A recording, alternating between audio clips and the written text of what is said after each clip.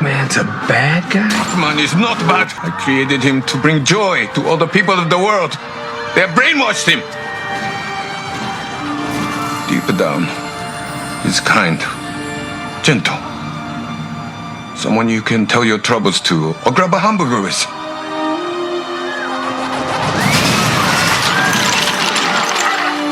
You'll see. Professor Iwatani, what are you doing? I will talk to him. He's my son. No, that's a bad idea. Hello, my sweet little boy. Look how big you've grown. I'm so proud of you. That's so sweet. He's so sweet. But all these destructive things you're doing, it's wrong. I'm your father. I know. You're a good boy.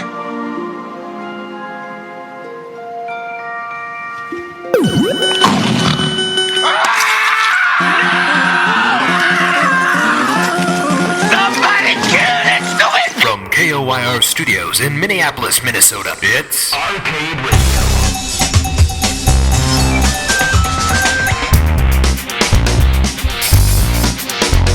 Intruder alert, intruder alert.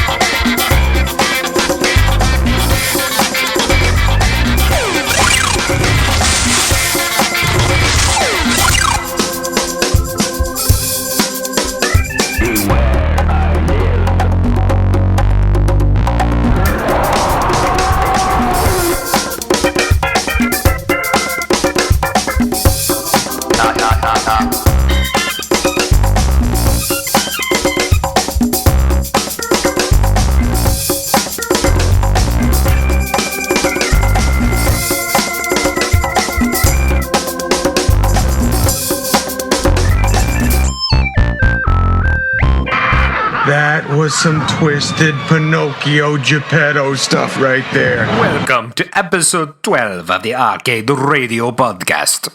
Today is Wednesday, March 29th. The time is now approximately 8:05 p.m. This is your host, Professor Iwatani. I'm joined today by our co-host, legendary Dan Reed, and co-host Mark Shields, Time Runner himself, for this very special episode of Arcade Radio, Sans Guest. Welcome to the show. That means no guest.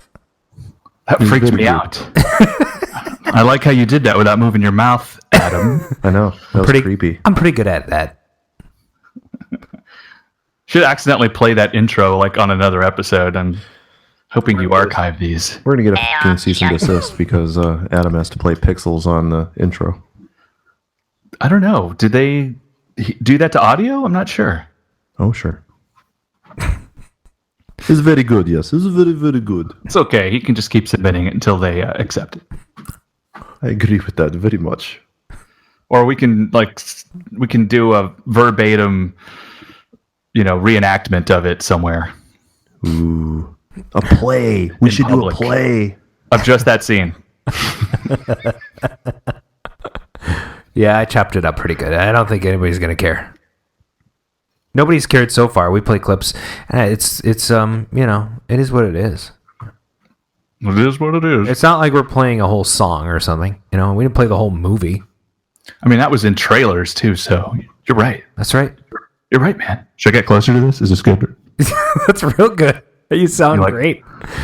Right here. So how about for a little twist tonight? It's a special episode here. I don't know what we're going to call this one. I don't know. When the Kong is gone. There's nobody in the chat, is there? Our 8 listeners that may have listened to us are used to us on Thursdays, so we're just live tonight for no reason. Yahoo! You're all clear, kid. Well, it says there's 3 in there, so. Oh, awesome. Cool. I posted the link. I tweeted it, and I claved it. And later on, I'll Insta it, and I don't know. There's a couple other portals of social media that I'll do while you're talking. Sweet. Portals. Correct. Portals. Hey, there's a guy in there that says Joe's Arcade. Says, Joe! It's this awesome guy that I know in Houston. He says, "What Joe. I just said, dude. I mean, it could be another Joe, but I'm pretty sure it's my Joe. Well, he's got an awesome little avatar. I love it. Could be Joe. I did call him today. There's an OU flight. Oh, he's OU flight on Clav. Aha. I'm Madarax on Clav. And Time Runner on Clav. and Dan Reed Photo on Clav. yeah, cool. So how about we flip this around? Mark, why don't you be the dude? You interview us. Because we were at a little event this weekend that you were unable to join. Right, exactly. By the way, I'm Time Runner from TimeMachineRental.com, UncleRicosVan.com, The Arcade Hangouts, Meet the Time Runners, Bob Zarzadek Does Stuff, and I'm Not Really Spider-Man parodies on YouTube. Did you know that? No, I did not know that, but now I got to go look it up. Link, Mark. I'm Not Really Spider-Man parodies. I'm looking at stuff right now. So you guys are on your own for a while. That's right. I mean, I thought I had the Spider-Man costume. Why don't I wear it and go on YouTube? Well, you have a Chewbacca costume too, if I remember right. Man, I just need a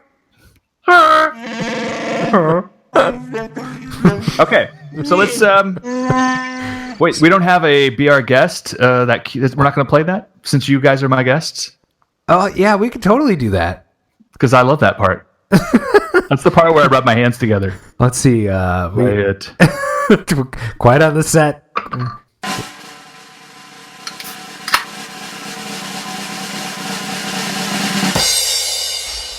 Be our guest. Be our guest. Put our service to the test. Nice. Wow, that was truncated. Okay, I'm going to recover from that. And Oh, I'll play another cue for you if you want. that's fine. Here you go. Oh my God, the best version of Pac-Man. Okay, Adam. Now let's just start from the beginning. I want you to tell me exactly how you found out about what happened. Like you have to start from you're not knowing, and then go to you knew, and then fill in the blanks. All right. So, back to the 2014 Steve Wiebe event at the Mall of America.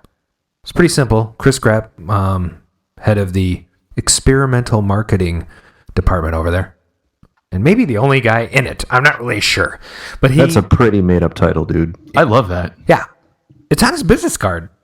I'm experimental marketing. But he doesn't say that. He's actually pretty like butch. He's like Experimental an marketing Iron or Man something. guy. He's totally into like exercise and stuff. Yeah, he does like these events with his wife where they like crawl through fire and mud and climb walls and stuff.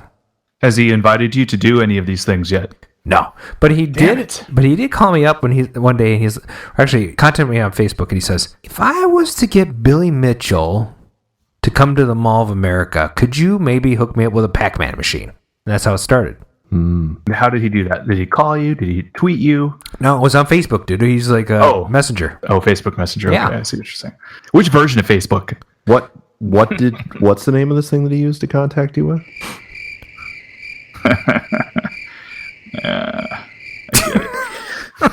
Okay, so he contacted you. Okay, next. What happened after that? So I said, well, yeah, I could find you a Pac-Man machine. And then I started reaching out to people that maybe you have a Pac-Man machine, maybe you have a Pac-Man machine. So I was just trying to find somebody within our little tight-knit Minnesota group. Hey, anybody got Pac-Man? And there was a few people that said, yeah, so-and-so has a Pac-Man, and nobody really wanted to volunteer their Pac-Man. So finally, as a last-ditch effort, I posted something on the Midwest Pinball and Arcade Collecting group on Facebook, and I said, look, if you do this is what happened when I did the King of Kong Pixels event. I got free passes to Nickelodeon Universe for like my whole family and extras to give away to another family, and I got reserved seating for a private King of Kong viewing with Q&A with Steve Wiebe after it, and I got advanced screening tickets to Pixels, and I got tickets to Minions. So I got treated pretty well, for bringing a Pac-Man machine. I mean, I'm sorry, Donkey Kong, right? So I was like, dudes, if you do this, you'll get this. And right after I posted that, I talked to my co-host on the Arcade Radio show. His name is Mark Shields. Oh, that's you. And I was like, I'm looking for a Pac-Man machine. And this guy named Mark Shields says, I happen to have one in my storage unit. So we made a deal, and that's how it happened. Yeah, and I like to just add that I had bought that Pac-Man machine from a guy off Craigslist years ago and put it in storage because it didn't have room in my apartment, aka my wife said, don't bring another machine in here. And so I complied, and I had just been in that unit the other day before I spoke to you to get my DeLorean out of there and drive it back to Texas, and I took fairly decent pictures. I don't know. What do you think? I thought that it was a pretty good machine. It's definitely one of the better machines that I've had access to. Yeah, so it's very clean. Like, whenever you get a machine, it doesn't matter how dirty it is, but if it's water damaged, then you know you're screwed, right? So this thing was dry on the inside. It had been cleaned out. And more importantly, when you fired it up, it just worked with all the original hardware in it. You could tell the monitor was a little tired. And I did have, the second day I fired it up, I did have to reseat some boards to get things to come back to life because it was all garbled and whatnot. But overall, I was like, I have a working Pac-Man machine to start with. And so that's, if you've been listening to the show, then you hear the rest, right? I got stuff powder coated and got the whole thing cleaned up, Magic Eraser, and got overlays and new glass and, You have pictures of that somewhere online that we can all look at? I posted some in the Arcade Radio Facebook page. I probably could post a few more. And then I also put a couple on Clav recently. So if your members there, you can go check them out. I haven't done a showcase post on Clav or anything in a while. So maybe I'll do that. How is this similar or dissimilar from when you did the Donkey Kong experience? I mean, where did you get that Donkey Kong from? Because really, we never did a show on that. I just for completionist's sake, I'd like to find that out. Right. Oh, the Donkey Kong? Yeah, did you just have that machine? No. Well, I did. And I'd had it for a couple of years. It was actually a street heat. It had been converted. And I bought it from Joe Leese, who was like our 4th or 5th guest. And I converted it back to a Donkey Kong. And that was one of my first restoration. And I just happened to have it. And I had talked to a guy named Chris Rhodes. And Chris Rhodes had just talked to a couple other people who had talked to Chris Grapp, who was the event coordinator there. And he said, I was just been calling up Chris saying, because he had helped me with the monitor. And I said, dude, it's working. I got it working again. And the very next day, Chris is like, I sent this guy from the Mall of America to call you because you have a working Donkey Kong. So it was luck. It was really just luck. Nice. Oh, hey, I have a question now for Dan. Is Dan still there? Dan? No. Hi. Dan, is it not what you know, but who you know?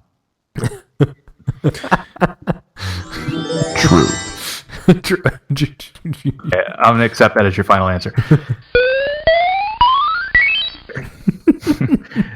And my next question, Dan, is how did you get dragged into this? Oh, I don't know. wait a second. How did I? Joe. Oh. In Joe's Arcade, he said, hey, Mark.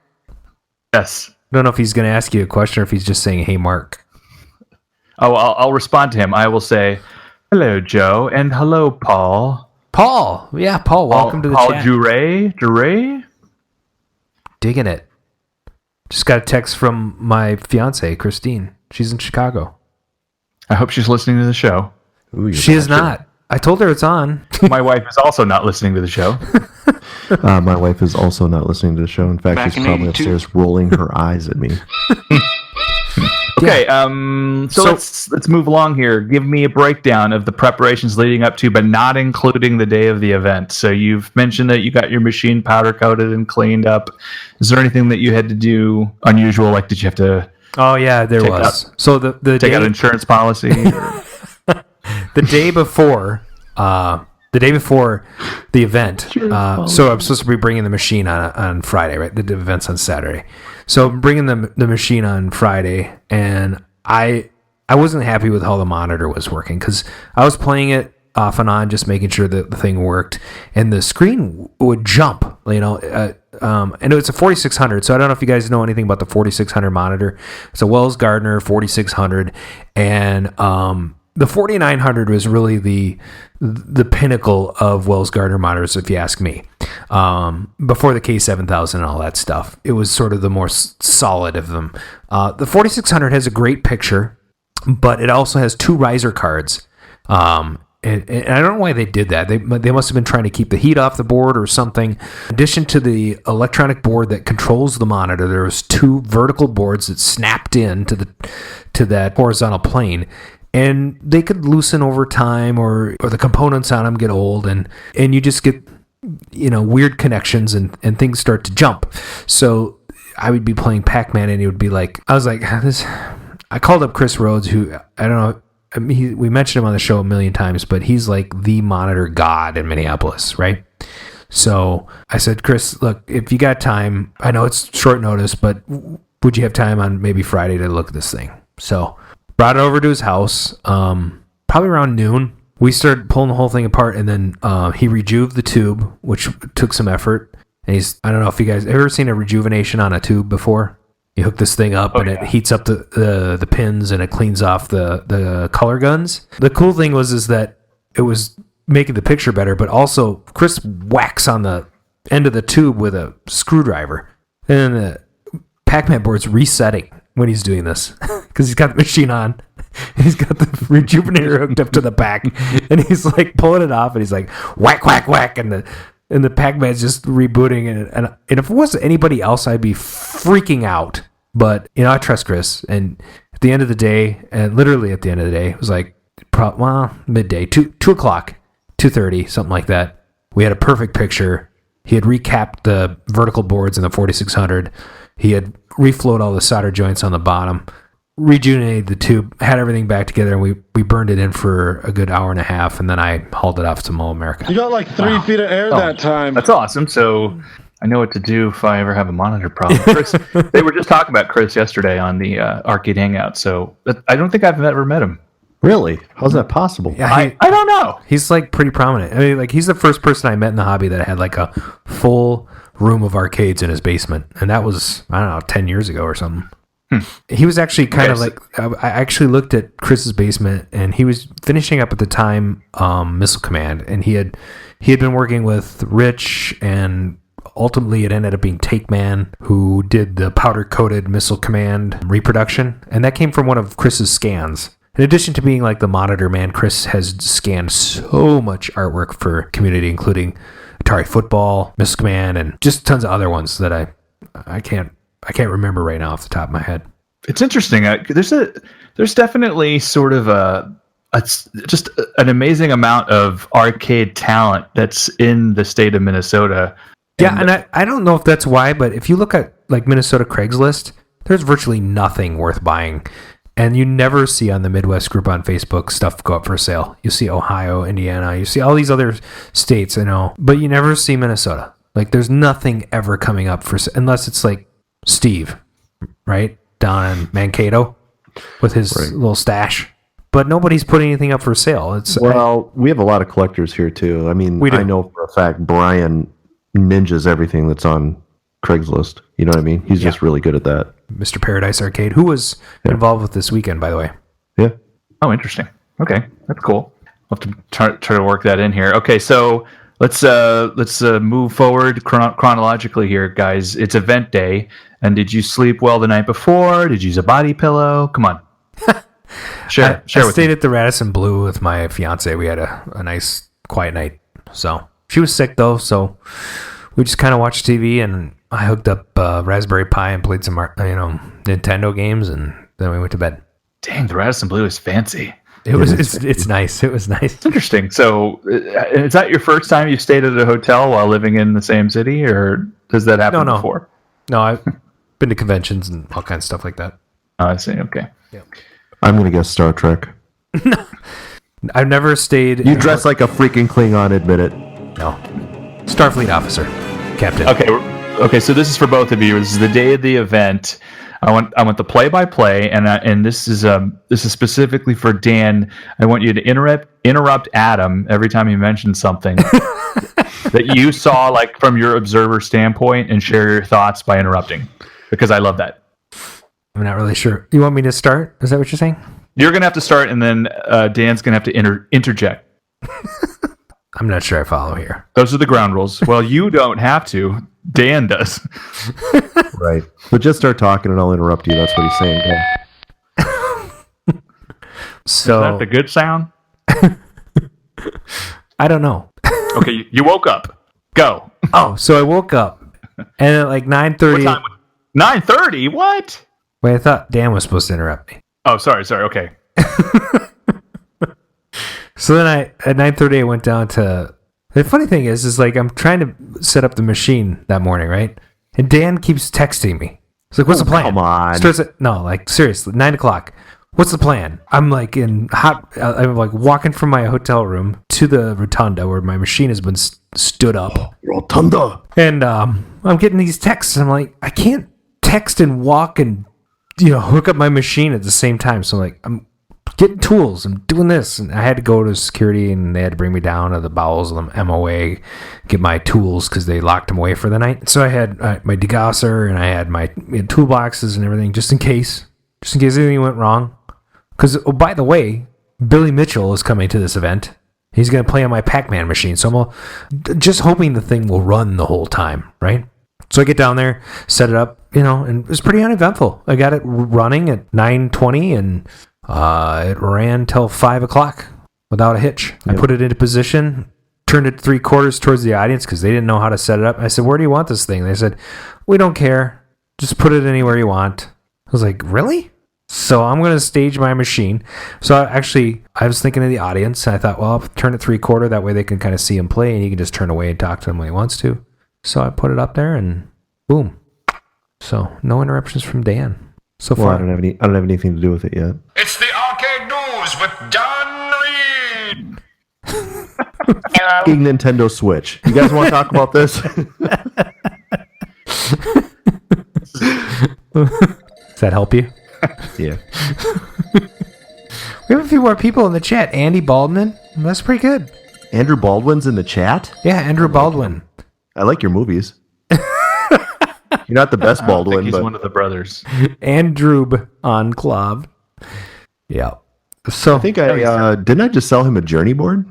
we should probably get down into the guts of this for a minute, though. Don't you think, Dan? Like, No. Nobody really wants to hear about the setup. Let's talk about like the event. Like Billy Mitchell. I will tell you, Play-by-play. Mark, that it was surreal that as I was standing in the rotunda doing nothing, I looked to my left and Brian Koo was standing there, and I looked in front of me, and Walter Day was standing in front of me. I staring at love me. that Brian Koo was there. I've met him a couple of times, so He's a very nice guy. Very friendly chap. yes. And he talks exactly like he does in the movie. It's going to be a kill screen coming up. Billy, there's something over here I'd like you to take a look at. You should come over here and see it real quick. We got to get Brian Koo on the show. That'd be great. That'd be epic. Yeah. Speaking of which, while we were there, Walter asked to be on the show. No joke. Yep. So he'll be on the show April 13th. I've already set it up with him. He confirmed. We're working the details out. So for those of you that are listening live right now, Walter Day will be on in April 13th. While I was standing around watching Adam, I was chatting with Walter and Billy's manager, and we ended up Sean. talking about Sean. Sean. We ended up talking back and forth, and we were going to go out to lunch, and then we made pizza reservations, and we were all just going to go out after the event and have pizza. Honestly, nicest bunch of guys I believe I've met probably in the industry in quite a while. Way better than Steve Wiebe.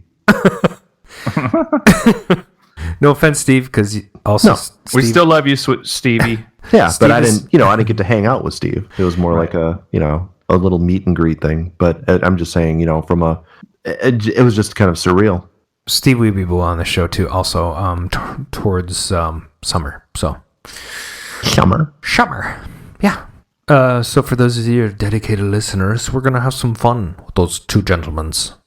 It would be fun. It would be nice to get Billy and Steve on at the same time. So impressions, Dan, of Mr. Billy Mitchell. Exactly first, what. Yeah. So first, let's talk about on-stage presence, right? Yeah, really On showman. stage versus, man to man.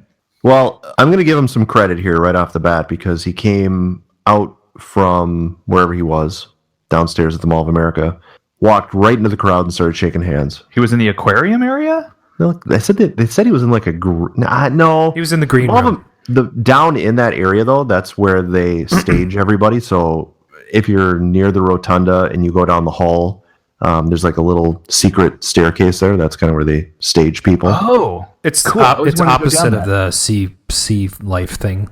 Yeah. I know that. I know that staircase. I just never knew what was down there. So he just came up and started shaking hands and hanging out with people, and they were thrilled. Like, it was ultimately cool. He didn't need to. He could have went and stood behind the screen, but he just came out and started shaking hands. And no, it's really cool. It's legit. And he signed autographs for a good 20 minutes or so. Took pictures. Yeah, he was cool. Right before the show. One guy had like his Pac-Man blazer on with his Donkey Kong tie and whatever. That guy was dressed up. And he had like a headband on. It was pretty funny. And he got his Donkey Kong marquee out for him to sign, and he signed it. There was no questions. I mean, he was immediately working the crowd. Yep. So then he gets announced, and he's brought up on stage with this K102 DJ who emceed the whole show. I thought that was strange. I wasn't expecting that, by the way. Well, he was only supposed to introduce him, and everything went off script. So Gabby, who's the actual event coordinator for that event, she and I talked, and she was like, and I was like, yeah, this just went off script real fast, didn't it? And she's like, yeah, we're not following anything here. Before he started playing, I kind of said, hey, Billy, after he was done signing some autographs and whatnot, I said, hey, Billy, I'm the guy that brought the Pac-Man. I just have a quick question for you. How you like the machine setup? Do you want it on free play, or do you want to put coins in? He goes, well, that depends. Are they gold coins?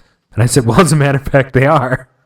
So I brought him up there, and of course I had my Adams Arcade tokens, and so he's like testing the machine out and starts playing, and without even thinking about it, he's already giving me Pac-Man advice. And so he's like, see that blue ghost there? That's going to die in that corner over there in 10 seconds. And sure enough, 10 seconds later, this ghost ends up over in the corner and just dies. And I'm like, okay, that's some serious, like, I've been playing this game my whole flipping life, you know? So anyway, he checked out the machine. He's like, yeah, I'll just play on coins. And I left a row of them up there on the glass for him. And that's kind of how he got kicked off. And so the K102 guy comes on, and he's like, Billy Mitchell. And he comes up, and people are, clapping and cheering. And then he starts right in about some stories, and he starts playing the game, and he starts giving people tips on how to play the game and park the ghosts.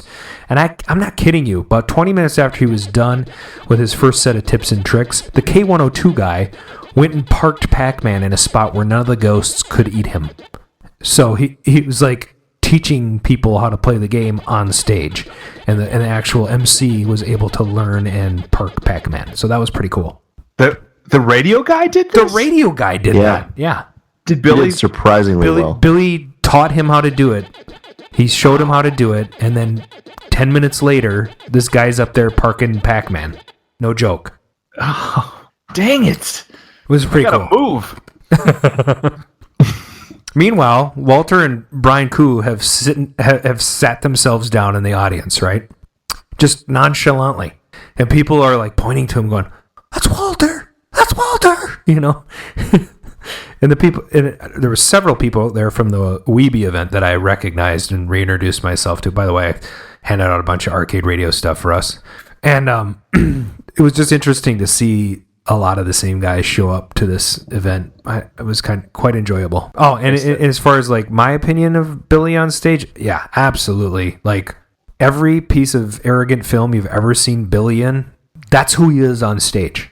And he knows it, and he's well aware of it, and he owns it. He's like, I'm the best. Nobody's better than me. And apparently he has a rival in Canada that he made fun of pretty much the whole weekend.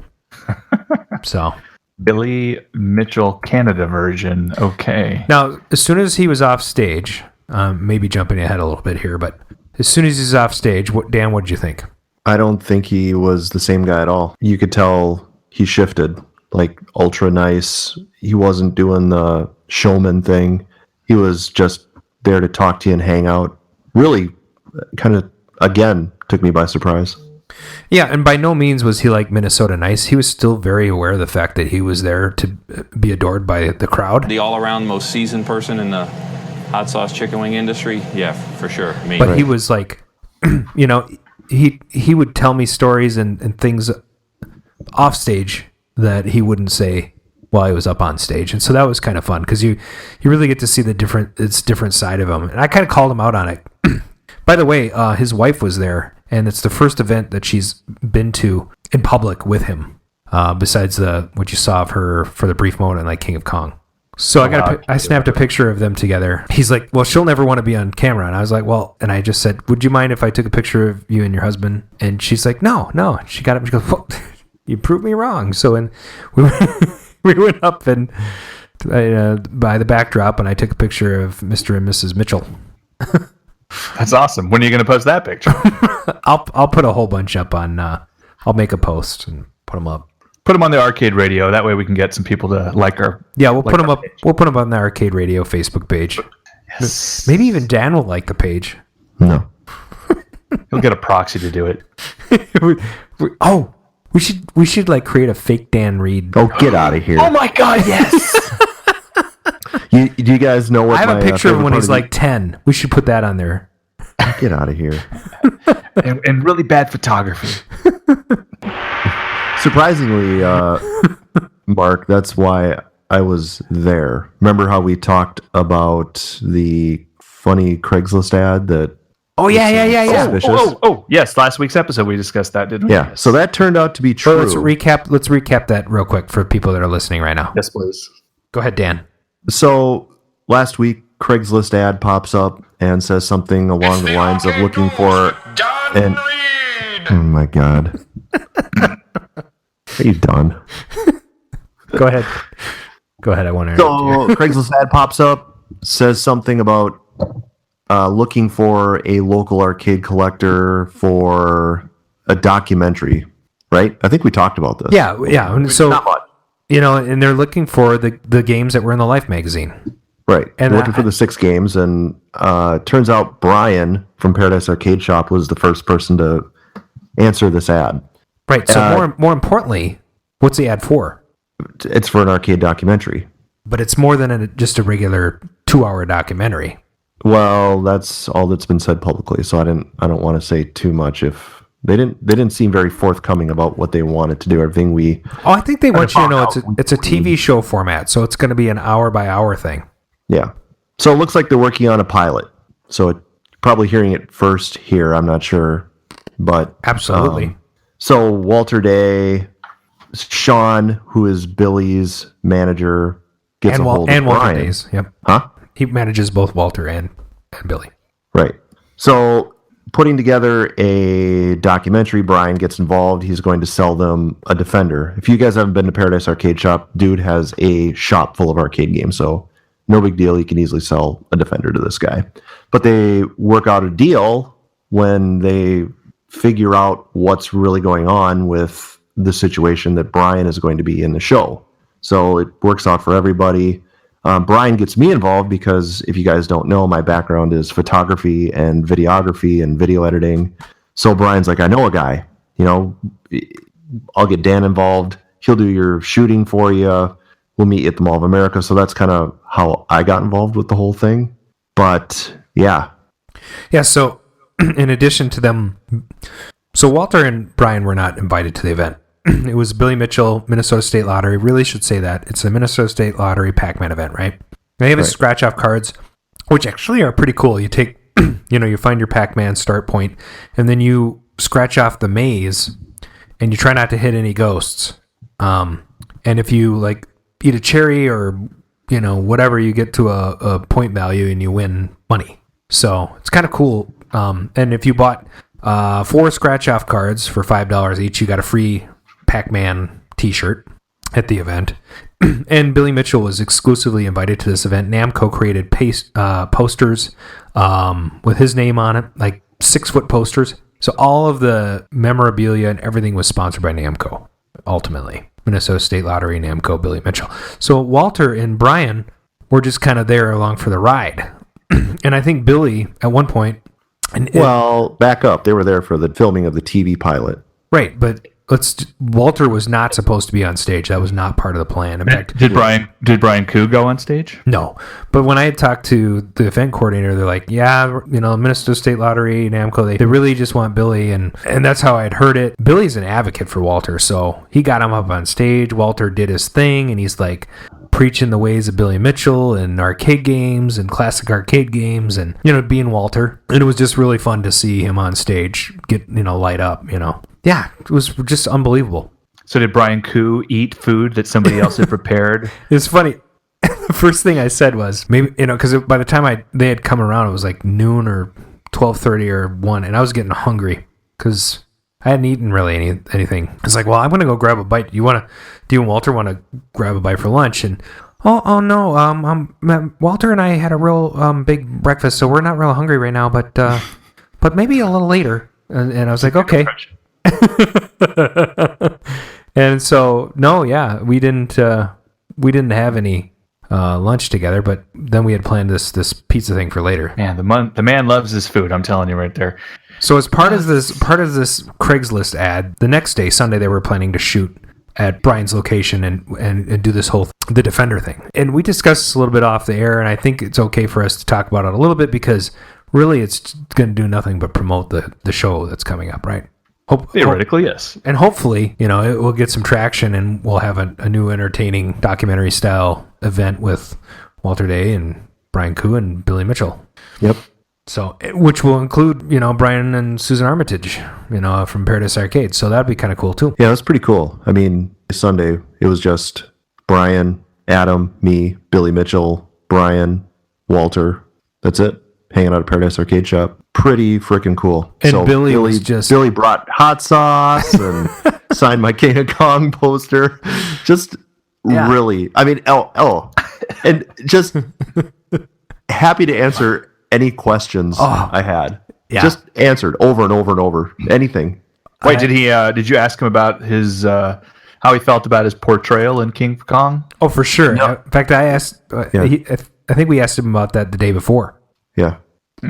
Brian, so Walter and Billy signed my King of Kong poster, but Brian wouldn't because of the portrayal of King of Kong. The thing is, I don't think they understand that it's like acting, right? I think he's bitter because he's thinking of it from, this is not who we are. He's not thinking about it from this is a hell of a movie perspective.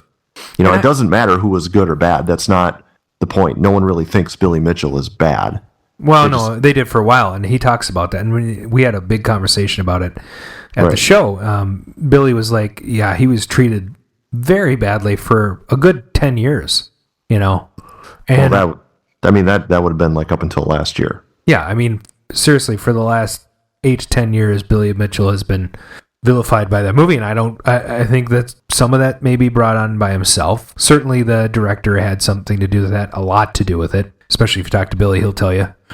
Right. Brian Koo, he's an innocent guy, just a regular dude, and I don't blame him for being upset. It's like, these guys, they gave him full access, and they promised to be good about how they're going to portray them, and Brian Koo is totally caricaturized in the movie. He's sure, and while he is who he is, and God bless him for being who he is, I can understand why he would be rightfully upset. Really? See, that wouldn't bother me because it wouldn't be a good movie. But that's because drama. You have thick skin and no feelings.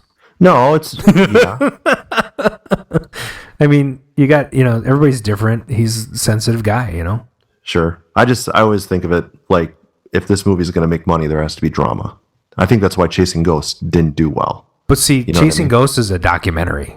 Yeah, but it doesn't matter. You still need to have a reason to watch. There has to be some sort of... But people who watch documentaries are not always looking for fisticuffs. They're looking for information on stuff. And this isn't Ken Burns. But a lot of that's Chasing Ghosts is more along the line. And I don't agree entirely because Chasing Ghosts dives way deeper into these guys' real lives. Yeah. Oh, totally. Todd Rogers and his spider collection and... Wait, didn't you say we were going to get Todd on the show? I think so. I would love to have him on the show. Interesting. Yeah, I haven't reached out to him. Someone else did on my behalf, and they said he would love to do the show. So could we all do the show in his spider closet? Oh, yes. I would love to. He's in Florida, right? So that'd be kick ass. I think that'd be fun. We could go to Disney World the next day. And he is such a character. I gotta respect that guy because he's like a Monaco GP dude, and he holds all these weird records. Like he's the barnstorming champion. Right? Oh yeah, that guy. Oh yeah, Mark. So Sunday we're all hanging around Paradise Arcade Shop, and Billy pulls out his phone and starts playing voicemails off his phone. From no Brian, kidding. Yeah, like people, like this girl asked him to be the grand marshal at their prom. Wow. That'd be awesome. And what was the other one? Was it Brian? It was Brian. He played a couple of Brian Koo ones. Oh my God. Just hilarious. He's like, yeah, I'm Billy. I have a pumpkin pie, and I'm gonna go down to Fun Spot, and I'm gonna try and throw it in Robert Merchek's face. Dude, I would have filmed that. That'd have been great. oh, It was great. fun. It was great. And Brian Koo is like so unassuming and just like, you don't know ever what he's really up to, but he's he's a funny guy. So Mark, I'm sitting talking to Brian Kuhn. He's like, "Oh, so do you collect arcade games?" All I'm like, "Well, yeah, I've got maybe a dozen or so." And he goes, "Well, what do you have?" So I'm going through the list, and I say, 720, Crystal Castles, whatever, Journey. He goes, "Oh, Journey, that's funny. That's the one game we couldn't collect at Fun Spot. So you want to donate that?"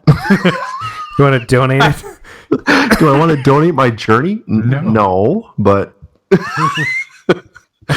I know I talked about this a couple of times over the weekend, but there is a definite dissemination between the guys that show up for these documentaries and play these games and play these games competitively in the 80s and the arcade collector. And the interesting thing about that is it's sort of a symbiotic relationship, right? We're the guys that like go and buy these games for hopefully pennies on the dollar, unless you're Adam Coyer, then you buy it for way more than you should. And then you take it and you restore it and you put all this money into it because you're trying to create an environment that will, entertain your friends and sort of give them a nostalgic view back into the past, right? Sort of a portal back to the past. And I think that our role in arcade collecting and our enthusiasm in the arcade world, of course, led us to these documentaries and these guys that are just insanely good at what they do. Yep. If you ask Billy Mitchell how many games he has in his collection, the answer is 0. He has no games at all in his house. He's concentrating on his kids. 2 of his kids are out of the house. He's got another kid going to college pretty soon. Pretty nice college, actually. Just got accepted. His focus is on his family, on his business. Ricky's Hot Sauce is, that's his lifeblood. I mean, he does these events and he is Billy Mitchell, the villain, but the arrogant villain. But in real life, he's just like trying to make it like everybody else. And the cool symbiotic part of it is here's Adam with a Donkey Kong and a Pac-Man that these guys can come out and play. That relationship works really well, I think. No, I agree. Had you ever met Billy like in any other collaborative scenario before, or maybe just at an event or something? I've never met him live, no. And Dan, same question? Yeah, I've never met him. And Nice. I was just talking to my wife the other night. It's like, can you really top that in arcade collecting? You know what I mean? It is pretty Who else are you going to meet above Billy Mitchell? Well, no one according to Billy Mitchell. Well, honestly, is there anyone more notable? Well, there's this Canadian guy that he hates, so we have to check that out. Captain Canada or whatever he goes by. Captain Canada. Billy Mitchell, video game player of the century. 256 boards over many, many hours, never dying once, never missing a point. I had all kinds of people, "Oh, you can't do it. Oh, no one's ever done that. There's no way you can do that. Bet you can't." I'd say don't bet your life. No, I think for those of us, especially since 2006 when these documentaries really, shed the light on these games, I think that there are all those characters that are in the movie, and I'm saying characters now because they were characters in King of Kong for sure. I would like to meet each and every one of them. Robert Merchek, Todd. Right. I don't know how big Todd Rogers' role was in King of Kong, but I think it was less than Chasing Ghosts. Brian Koo, it was a pleasure to meet him. Walter Day is probably as high or higher on the list for me than Billy. No offense to Billy, but Walter is just an odd and interesting fellow with a genuinely good heart. And actually, one of my friends, after meeting Walter, he said that his son said, "I wish Walter could be my uncle or my grandpa." That's nice. Because he's just this really nice guy, and for everything that you see him on film, and whether or not he's eloquent and everything that he says or not isn't important. He genuinely enjoys being around this environment, being around these arcade guys that have been around for ages, and he fostered these relationships with these guys when they were kids, and he was really a surrogate father to them, right? He led them around the country to go play competitive video gaming in the early 80s, you know? Like, who did that? You know, who dedicated their life to that kind of thing, you know? Right. So he was just, and there's some really interesting stories. I asked Billy how he met Walter, and there's a long-winded story that he eventually finished. It ultimately boiled down to Billy and this. Do you remember, did you see Chasing Ghosts, Mark? I actually watched it for the first time last week. Okay, so you remember the point in the movie where they hired all those kids to go play in Boston? Yes. And they were going to have a traveling circus, and if you could beat these masters, you would actually win arcade games or money and stuff. Billy was part of that crew, and just as they were to disembark, they canceled the whole tour, and they said, everybody go home. And so Billy took the money, as I remember it, and he says, I don't want to go home. You know, we're free, we're teenagers, you know, it's summer. I'm not going home. So he said, make my ticket to Ottumwa. And a bunch of them did, and they all ended up at Twin Galaxies Arcade. And they were like sleeping on the floor of the arcade. Oh, it's awesome. Yeah. So that's how they met, like Tim McVeigh. These guys were all just hanging out in the arcade because they had no place to go, and they were basically starving. They were like scrounging for food, but they were arcade all-stars, and they were like, no, I don't want to go home. I want to play video games all summer, and I want to do it at Twin Galaxies where, you know, we're going to get recognized because that's where the scoreboard was, right? Wow. So are you saying that childhood dreams do come true?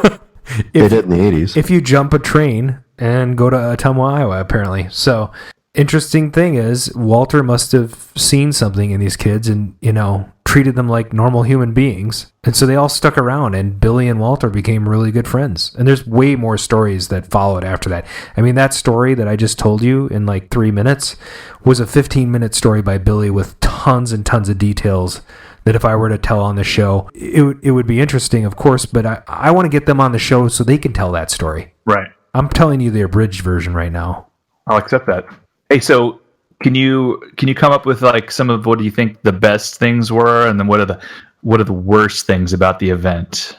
So I was a little disappointed in the whole organization of the event. It was very difficult for me because the Steve Wiebe event was better organized. No offense to Gabby and her organization of the event, but there is a lot less ceremony around. Well, I mean, obviously the guests are most important, but it's like, I'm the dude that's facilitating this actually happening. You could maybe like be in better contact with me. So I was in the dark about stuff a lot, and I had to reach out and ask for schedules, and Dan's asking me and other people are asking me like, what's going on? What's the actual schedule? And I had no clue like up until like the day before.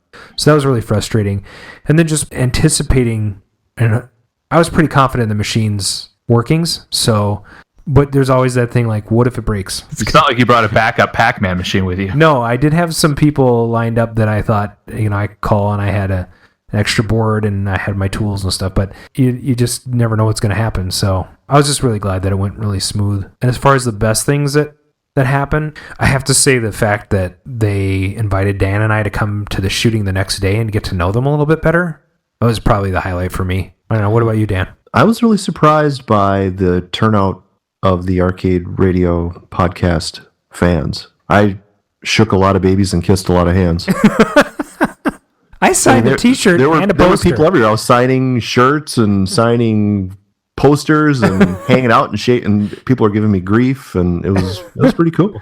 Yeah, that was fun. Well, thanks to everybody that came out, by the way, all the listeners. Thank you very much. At least half a dozen people that I had never met before, so thanks. Yeah, that was really great. We really appreciate your support, and we'll try to keep getting good guests, and we'll intersperse, hopefully, you know, guests like Walter Day and Billy Mitchell and Steve Wiebe. I haven't asked Billy. I didn't ask him during the show because he was very busy, and I didn't ask him at the filming either because he was also very busy. And he's just Billy, so I'm going to reach out to him, but you know, having Walter on the show, I think, is a good step in the right direction, and we'll still want to sprinkle in guests that are just normal guys, you know. I mean, these guys are normal guys too. Don't get me wrong. Like Chris Gack. We'll have Chris Gack here. Yeah, absolutely. We're gonna have this. Sure. We're gonna have Randy Donahue on tomorrow, who's like an Aladdin's Castle manager. So we're gonna keep changing it up for sure. But yeah, absolutely. I just love the fact that we had some people that recognize the show out there. So thanks for being out there. Yeah, did we promote that or what? Because there were an awful lot of people out there. I wore my Arcade Radio sweatshirt, so maybe that was part of the giveaway. But I was pretty amazed by the amount of people that came up and there's talked this to thing me. called Facebook, and we did advertise on it a few times. So. Nice. Hey, so what's to become of your famous Pac-Man cabinet now? Well, he signed it. Burn pit. Which part? Burn pit, exactly. So I had him sign the marquee, and he signed the C in Pac, and he put in Billy Mitchell, and then he put in the high score for Pac-Man, and they put the date that he got that high score in 99. So it's kind of fun. I'm tearing up right now. Are you going to like triple thick that? What's your plan? No. I was thinking he wrecked my marquee, and I want to clean it off, but...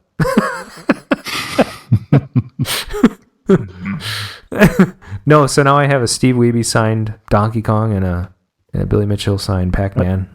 Dude, you need to get a couple. You need to put them side by side. And what was that? What was that guy in New York on Clav? Caused all the drama. Remember that? Canada. Canada. That's it. Canada. Yeah. You know what I'm talking about? No. Give me a little background. Yeah, tell us what's going on. What? You guys don't know about this guy? No, sounds. Is it Canado the K or something? Yeah, Canada. K-A. Yeah, I just can't remember what he did because he had like a New York apartment that he turned into a quote unquote arcade. He had a hideaway bed with Teenage Mutant Ninja Turtle sheets. He had a Street Fighter, a Donkey Kong, and I don't know, something else. But the Donkey Kong was signed by Steve Wiebe, and I think he had something from Billy Mitchell. And if he paid like $45,000 or I don't know, that's an exaggeration, but he paid something stupid amount of money for a Fix-It Felix. And this guy was featured everywhere. I don't know who he is. Wow, I can't believe you haven't heard this. No. It was maybe 2 years ago. So how does it tie into what we're talking about? He had a Steve Wiebe machine and a Billy Mitchell machine, and he had like framed signatures on them. And interesting. I was saying, you could turn into this guy. Oh, I see. I think it'll be fine. So I actually have a question that's on this topic. Would you ever consider selling either your Donkey Kong or Pac-Man cabinets? And if so, what's that magic dollar amount? I guess I would, but not right now. It's just too much fun to have the story in the house, you know? So right. Dollar amount, I mean, if somebody were to come along and offer me the right dollar amount or the right trade, maybe. But I what if I say I have $5,000 in my pocket for you for that Pac-Man back? Sold. That was Dan, by the way, saying that, who doesn't own it. You know what? It's a good price, and if I was sane, I would take it. Probably wouldn't take it right away though, because it's just I really enjoyed meeting him, and I think that machine's gonna. I've always kind of wanted a Pac-Man machine. Funny story is, before I owned your Pac-Man, some time ago, I don't know if you guys buy the keychains from Old Time. What's his name? I only have the one that came with the Tron that I bought from you. Okay, so there's a guy on Clav that makes keychains. Old time toys. Yeah, so he makes these awesome keychains, and I bought a couple of keychains that I just assumed I would get these games, and I've had Pac-Man hanging in my key box for some time. Oh, nice. So I was actually kind of happy to get a Pac-Man too, because I think if you think back to the early 80s and the classic lineup, Galaga, first question out of everyone's mouth, do you have a Miss Pac-Man? Do you have a Galaga? Mm-hmm. Galaga, iconic artwork, Miss Pac-Man, yes, but to me, even before the Miss Pac-Man, the Pac-Man art is just iconic. That blob, that yellow blob with the feet, that I think ended up being Crazy Otto. He's so weird. He looks nothing like the character in the game, So, but I've always loved that art with the big blue ghost bearing down on the yellow Pac-Man guy, and so I always wanted one, and now mine is signed by Billy Mitchell. So, do I want to give it up right now? Probably not. I'm probably gonna hang on to that thing. It's like when you buy your lifetime dream for a dream car, right? You get for me, it would be like a 70s Stingray Corvette. I'd probably buy it, and I wouldn't want to get rid of it. Is it worth more than $16,000 or $20,000? Probably not. Would I sell it in 10 years? Probably. I don't know. I just don't own one. I hit my head so much. I don't miss it. I don't miss it at all. You have a kit now, though, right? I traded it. Yes, the kit's good. It's still in Minnesota. Hey, okay. So my next question is, who are your other arcade heroes? And would you like to have a similar situation where you provide a machine and they play in public? I mean, I'm thinking like immediately Tim McVeigh. That would be kind of cool. Yeah. So Tim, that'd be actually really fun. I don't know how I'd ever find a nibbler machine. Lon McDonald, he signed a T-shirt for me, but it never occurred to me to have him actually sign the machine while he was here. If and I'm friends with Lon on Facebook, so I'll probably reach out to him at some point and say, hey, if you're in the area, stop by. Let's have dinner and you can sign my marquee because I forgot to have you do that. Nice. But I never feel like, and I don't know about you guys, but so Arcade Hero is maybe a little loftier phrase for me than I would accept, because I think I would rather meet these guys on a level like we did over the weekend. I just want to get to know them as a person. I respect what they've done in the hobby, what they've done in the industry, what they've done for the industry, and how they've charged it up. But even if I was to meet like Harrison Ford, I would be more interested in like what he likes for breakfast and what him and Callista do in their spare time than I am, not that, the details. What do they do? But, where they like to vacation. Callista's hot. I think they respect you more when you treat them like a person, is my point.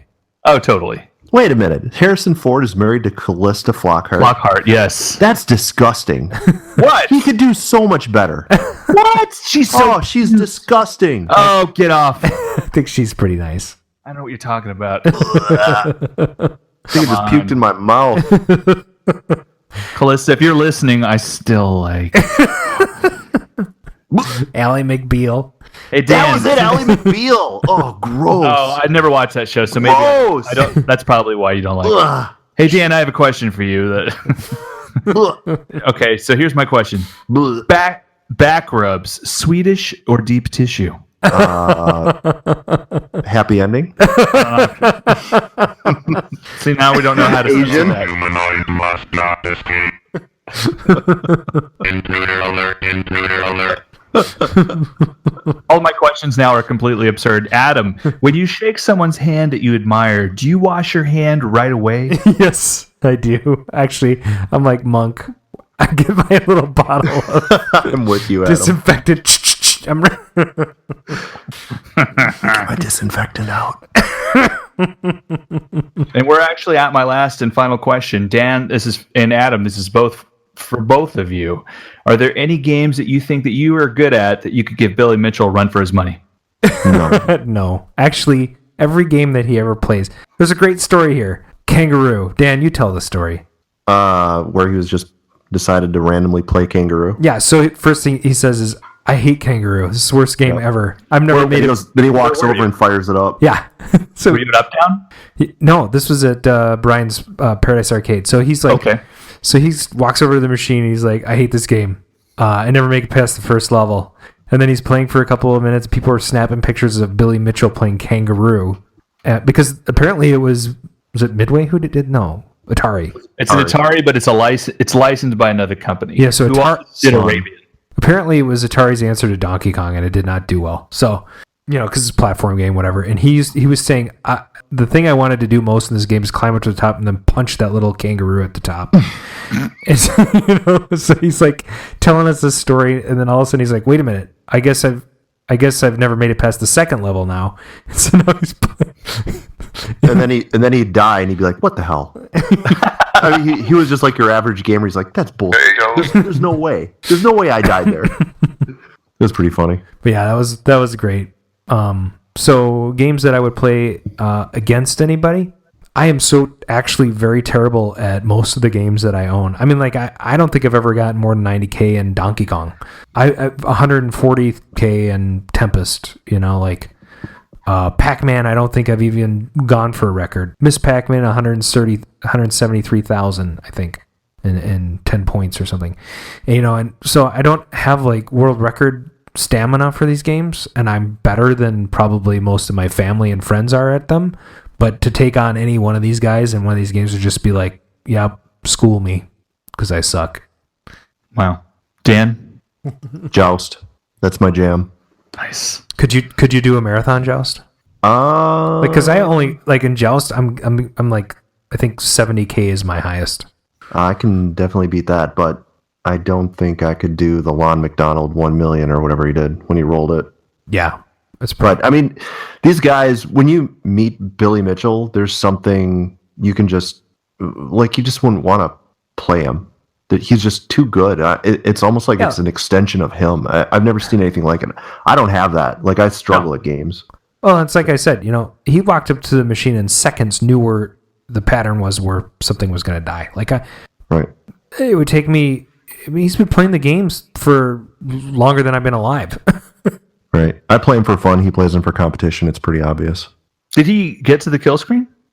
Well, that's a funny story too. So it's actually kind of funny and sad. So I was kind of hoping that he would do something like that. Like he would just be playing along, park the ghosts, talk to the crowd, keep the game going, and then eventually just beat it. Because he had enough time from the time that the event started to the time that it ended. But he let his guys die in between stuff, and he was more interested in playing to the crowd, and the crowd was really, quite frankly, more interested in hearing stories, and so there was a lot of back and forth, and so not much time dedicated to the game other than, here's how you do this, here's where you can park this, watch this, they come in here for 20 seconds, they go out to the corners, blah, blah, blah. Really interesting stuff, but there is a feature in Pac-Man, and if you go into the dip switches and flip dip switch 7 to the on position, it goes into rack mode, advanced rack mode. And what that does is it advances the racks automatically. So if you ever want to do this on your Pac-Man, it's really interesting because you can watch all the cutscenes, the intermissions for free by just flipping dip switch 7, putting in a coin and hitting start.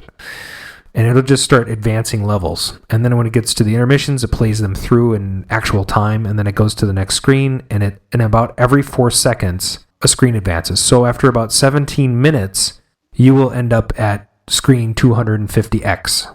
So there's a guy in the audience who's also an expert Pac-Man player. His name is Tim something. I got his information. I've asked him to be on the show. He's probably going to be on.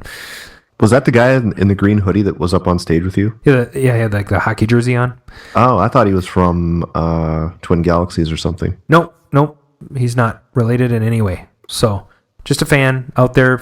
He and Billy know each other. So, because I think they kind of play in the same circles and they play at that level. So Tim and I were up there timing the machine and watching the screens go by, which is something I've never done in my entire life on a Pac-Man machine, which was kind of interesting. And the first time we failed and we actually advanced it too far and it did the kill screen. So the second time though, we got it within 2 screens. So it's at level 254, and Tim has parked Pac-Man somewhere where the ghosts can't get him. So Billy's talking, and he's doing a build-up, right? He's gonna go up, and he's gonna finish the game.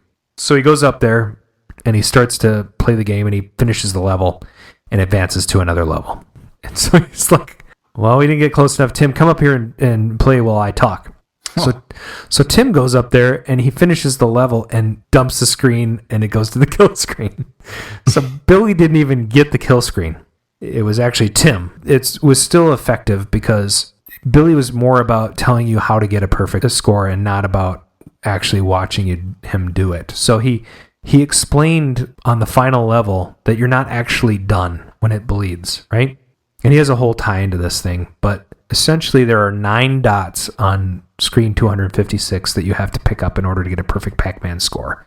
And they are somewhat hidden. Like 4 are visible, and a couple are invisible, and a couple are so like weirdly colored that you wouldn't really normally see them. Like one is red and one is like so close to another color that you wouldn't see it. So he demonstrated how he would park the ghosts on the final screen, 256, and then go pick up those final 9 dots. That was pretty cool. That's good.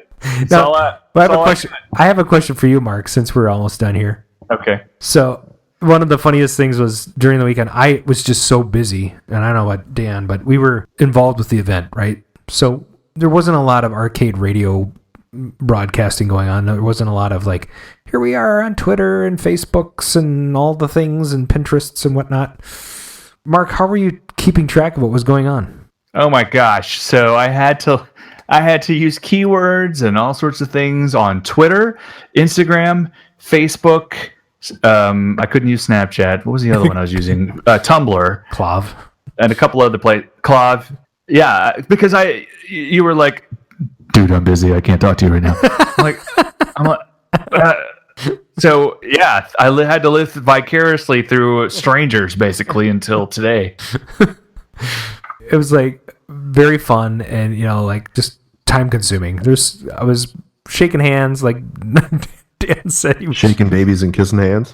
Yeah. So, Oh wait, I actually have a question that's related to that. Did you vicariously enjoy celebrity magic as a result of your proximity to hanging out with a couple of iconic dudes in Arcade? actually a little bit, I think. People were recognizing that we were important, but they didn't know why. Who are you exactly? At one point I said, I'm the Pac-Man guy, and this guy's like, you look nothing like Billy Mitchell. Shaved my hair. God. For one thing, you're a foot and a half shorter. You're about 800 pounds heavier, and you don't have the flowing locks. Dude, that hair is real, by the way. What would you call that hairstyle? Is that a It's not a mullet. It's like a, I don't know what I would call it. I would call it a magic mane. Yeah, magic. That's actually really good because it's not a mullet. It's not business in the front, and it's perfectly sculpted. Like he must have the blow dryer hairspray technique down to like there's a razor edge along the side of his hair. Like you don't want to touch it because you would probably get cut. But it's like it is real hair. It's his hair, and he's got a beard and the whole business. Not sure it's all brown hair anymore. Might be. I'm dyed. taller than he is. That made me feel good. That was hilarious.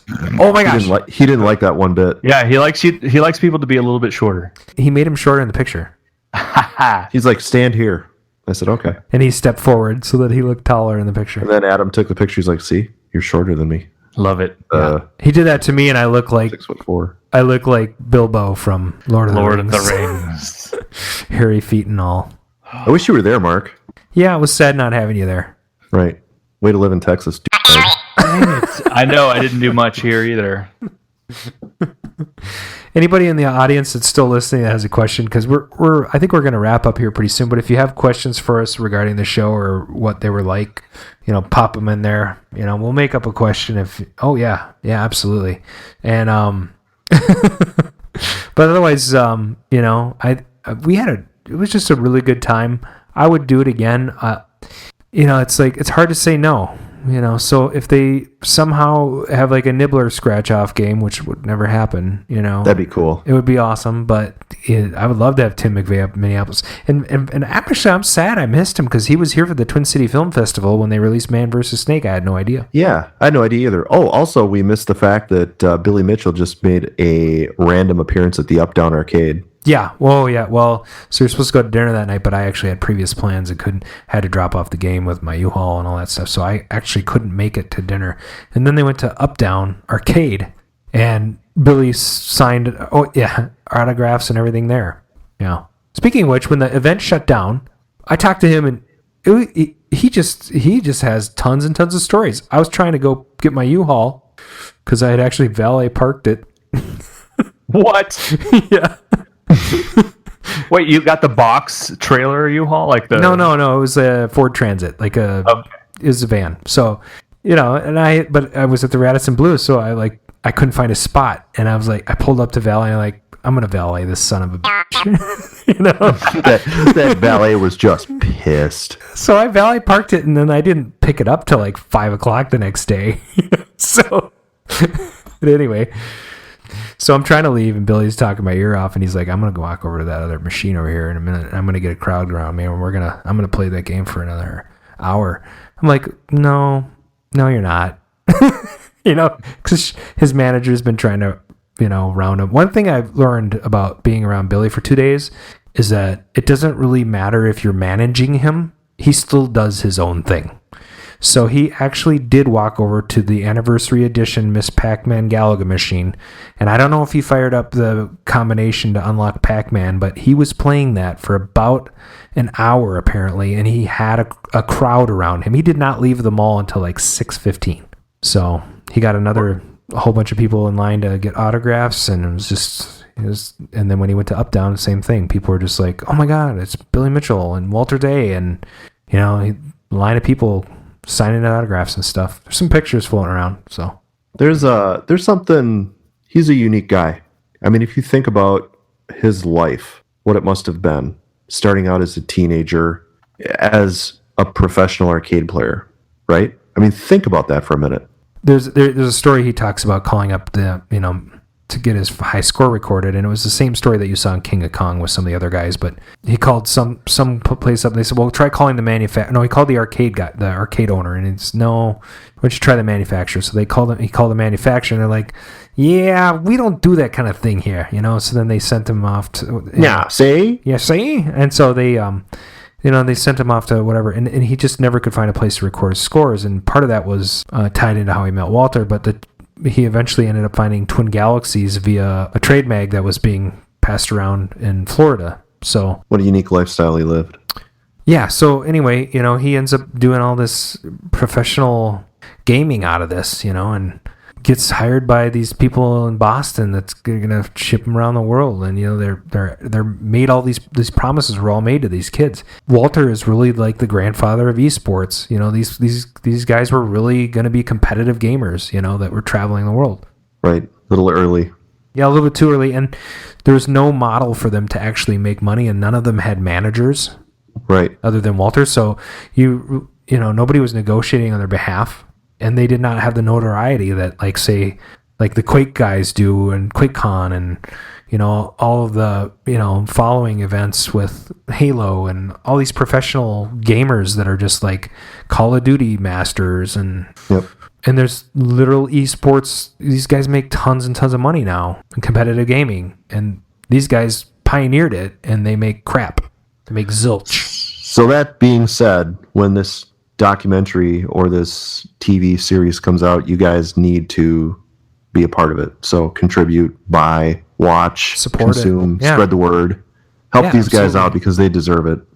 Yeah, they put in their hours, and they really have. Regardless of whether he's a larger than life, arrogant on air, the guy is a genuinely good father, business owner, and just a nice guy to hang out with. And he really nice guy. Walter, opposite. Walter just doesn't have that persona, but Walter is kind of what you see is what you get. He is everything that he is in those documentaries. Is genuinely interested in the hobby, genuinely interested in his gamers, and has made lifelong friends with these guys in sort of a fatherly capacity. He's just a genuinely awesome dude, and we're looking forward to having him on the show. So tune in on the 13th of April for the Walter Day Show. And if you guys have him at an event, so if any listeners out there are going to see him at an event or are planning on having him at an event, take care of him. Because, absolutely. Take him out to lunch, dinner. Yeah. Yeah. Take him out, buy him a sandwich, hang out with him. He's a hell of a guy. So he's a vegetarian, so you got to find Chinese food or something that he really likes. Bring him to a steakhouse. He loves Indian food and Chinese food. We learned that. So, but yeah. It was a great time. Wish you could have been there, Mark. Maybe on the next one. Damn you! We'll get you out to the next one. Thanks for listening. This has been a special episode of the Arcade Radio podcast. I'm your host, Adam. Joining me tonight. Who? Adam. Adam the Cylon. But our guest interviewer tonight, Mr. Mark Shields. Mark, thanks for doing that. My pleasure. Super genius. And Dan Reed. It's the double R's, arcaderadio.com. Follow us on iTunes, SoundCloud, Google Play. We're even on Twitter and this thing called Facebook. So nobody ever goes to, so don't do it. It's been a pleasure, guys. I'm going to see you tomorrow, so let's wrap this thing up, huh? Here we go. Put our pants back on.